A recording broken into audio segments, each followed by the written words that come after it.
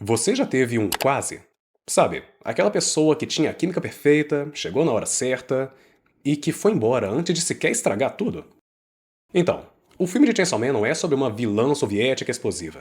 É sobre essa sensação. E se você também saiu desse filme com aquele aperto no peito, eu vou te explicar exatamente por que todo mundo gosta tanto da Reze e por que ela foi a única personagem que conseguiu fazer a gente esquecer por quase uma hora inteira que Chainsaw Man é um inferno. Chega mais, fica à vontade, eu sou o Daniel e você tá no Lote Abissal. Em dezembro, o filme da Reze saiu pro streaming e eu queria trazer aqui uma visão sobre a personagem que talvez você não tenha visto ainda. Então eu vou dividir o vídeo em 3 partes principais para você entender tudo que a Reze é para o mundo de Chainsaw Man, para ela mesma e para o Denji. Consequentemente, para você.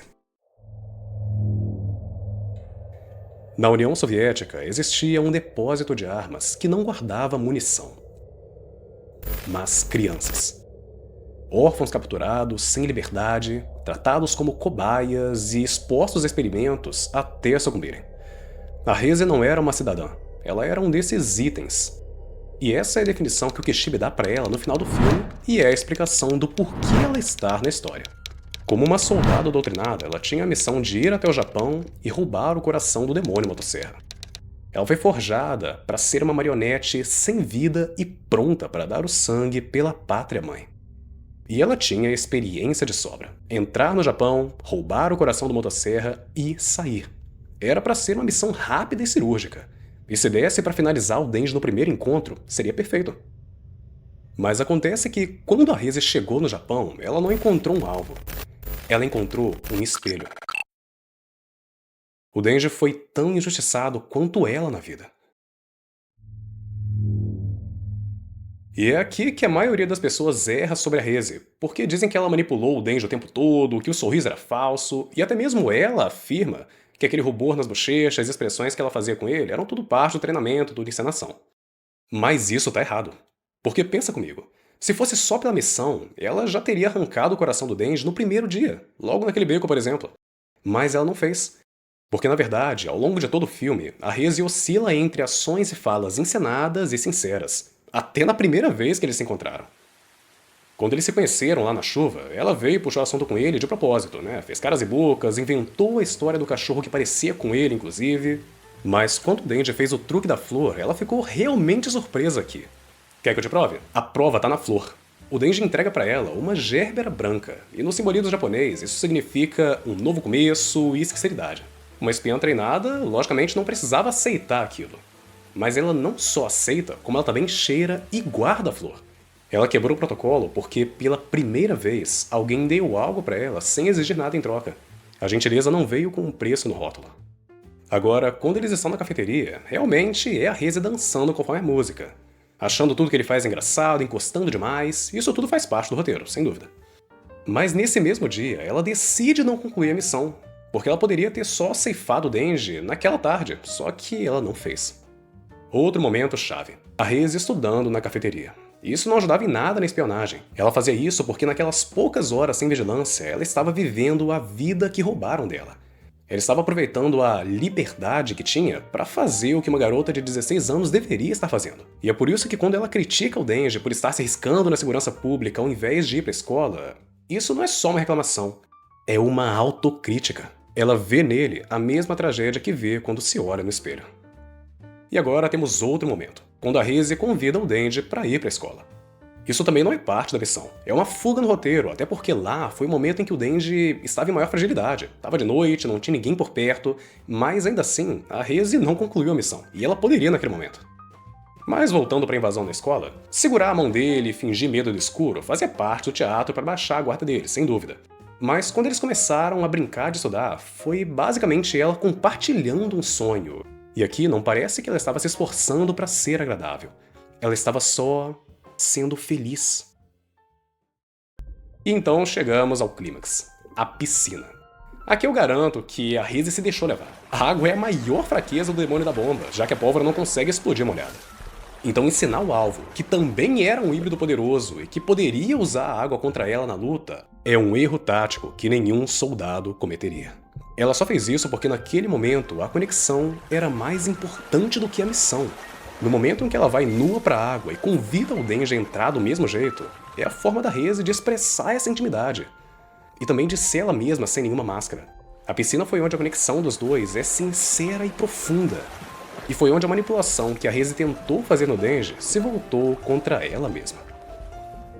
Repara só nos frames subliminares que tem aqui. Uma aranha pegou uma borboleta na teia. Parece que o Denji caiu na armadilha, né? Só que a borboleta é uma monarca. Ela é venenosa para aranhas. No fim, as duas acabam enroladas na mesma teia, assim como o Denji e a Reze acabam a luta enrolados no fundo do mar. O predador sucumbiu abraçado com o que deveria ser a sua presa. Isso aí ninguém te contou, né? Já vale um like e uma inscrição, né? Fala sério. E depois disso tudo, a Reze já não quer mais seguir com a missão. A ideia de fugir já passava pela cabeça dela aí. Mas dando um passo atrás, antes de eles irem pra piscina, a Reze volta a questionar o Denji sobre o que ele acha de estar na defesa pública, caçando demônios, depois de eles brincarem de estudar. Ali, ela não só acha estranho ele gostar dessa vida, ela quer ativamente convencer ele de que isso é errado. Então a Reze fala que o mínimo pro padrão de vida japonês é ter moradia, 3 refeições ao dia, e termina dizendo que com 16 anos eles são praticamente crianças. E deveriam estar na escola, fazendo amigos, estudando. E aqui ela olha para a própria realidade, com a consciência de que isso é errado e que alguma coisa deveria ser feita. E depois da piscina, a Reze traz a fábula do rato do campo e do rato da cidade. A Reze é o rato da cidade. Ela quer a paz. Ela tem consciência de que a vida como uma arma é um inferno. E é nessa conversa que ela percebe que talvez, só talvez, ela pudesse fugir. Mas a realidade bate na porta. Ou melhor, no corredor. Quando ela é encurralada pelo assassino, a máscara cai. Ela precisa eliminar ele para manter o disfarce. Então esse tremor nos olhos dela não é medo do inimigo, é estresse. O estresse extremo de ver que a realidade dela voltou à tona. É o estresse extremo de ela ter que se lembrar. Ah, o meu conto de fadas não é real. E a música que ela canta nessa cena, maravilhosa inclusive, carrega muitos simbolismos. Ela é basicamente um lamento sobre toda a história do filme na ótica da Reze. Eu vou deixar a letra passando aqui na tela, mas basicamente ela fala sobre ir à igreja pela manhã com a Jenny, que pode simbolizar o início da missão com ela encontrando o Denji. Ela também fala sobre ir ao aquário, que poderia ser a escola onde ela ensinou o Denji a nadar, mas o verso mais doloroso é: o que fizemos? Não conseguimos lembrar. É a Reze admitindo que vai ter que apagar essas memórias boas e fugir de tudo se quiser sobreviver. E o final, passamos a noite na igreja, não é sobre dormir. É sobre ela sucumbindo, tentando voltar para onde tudo começou. Para o Denji. Ele é a tal igreja.